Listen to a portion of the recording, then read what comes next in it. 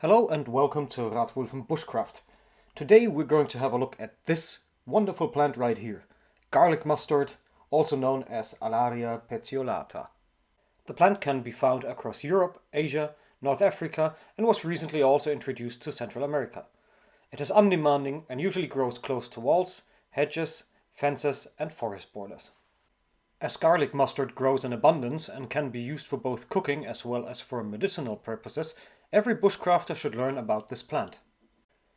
Garlic mustard grows towards an average height of about 20 to 100 centimeters. Look at me in the picture. The plant is usually accompanied by stinging nettles and is part of the mustard family, which does not encompass any toxic species, making it a great plant for beginners to study. The flowering period lasts from April until June. Here we see a specimen during late April, featuring its very distinct white flowers and its pea-like seed pods. The flowers grow in an alternating pattern around the main stem and feature 4 symmetrical white petals. The color helps us distinguish garlic mustard from other mustard species, as the latter usually feature yellow flowers. Also note the very distinct seed pods again.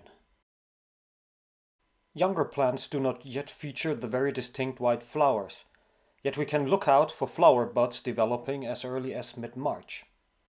Garlic mustard, as well as other mustard varieties, can furthermore be identified by their alternating leaf shapes. At the very bottom of the main stem, leaves appear in the shape of a kidney. Note how this leaf appears anything but pointy, featuring no distinct serrations at the edge. The secondary pairs of leaves are rather heart-shaped and do feature a serrated edge.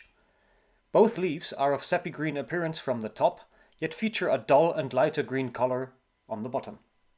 While we are having a look at different vegetative states of the leaves, let me note that garlic mustard contains essential oils and glycosides, such as sinigrin, giving it a very rich flavor somewhat comparable to pepper, yellow mustard and ramson.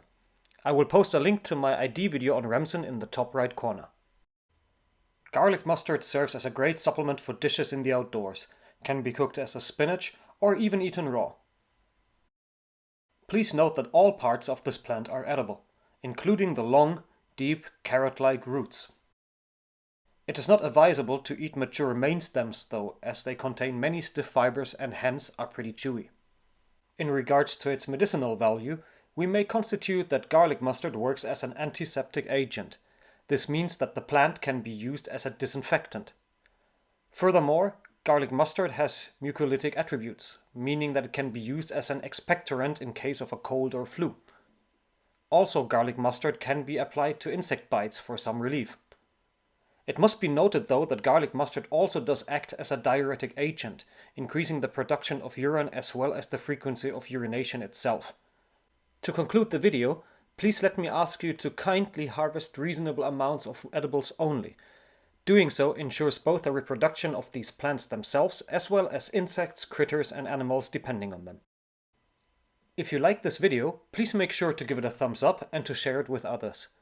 If you want to learn more about foraging and wild edibles, make sure to subscribe to my channel and to check out the playlists I created for you. Thank you very much for watching. I hope to see you in the next video. Take care. Bye bye.